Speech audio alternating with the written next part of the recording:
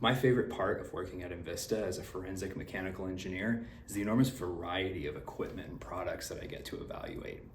Any machine or device that you can think of that could potentially fail and cause damage or harm to someone is something that we may be called on to evaluate. I remember a week from early on in my career that really captured this. On Monday, I traveled to a theater in a large metro area in the Midwest where a fire had occurred on the roof. During firefighting efforts, a tremendous amount of water had been used to put out the fire, which then drained down on top of equipment in the building. I was called out to evaluate all of this equipment, from the decorative lighting in the massive atrium to the stage lift equipment in the basement. I also got to evaluate the equipment on the stage lift itself and on the control booth. By the end of the day, I had a new understanding of all of the mechanical and electrical systems that go into a large theater.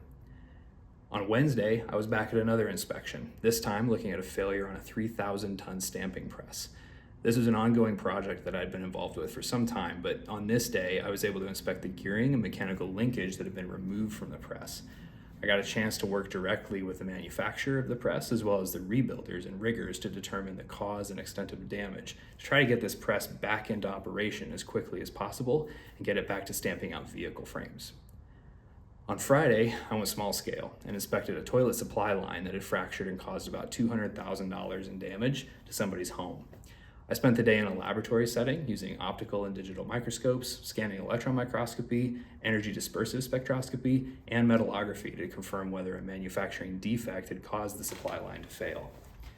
My career at Invista gives me the opportunity to be an expert in how equipment and products fail.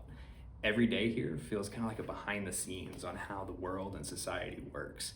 I'm excited that a day won't come where I'll stop getting to learn and experience new things while working as a forensic engineer at Invista.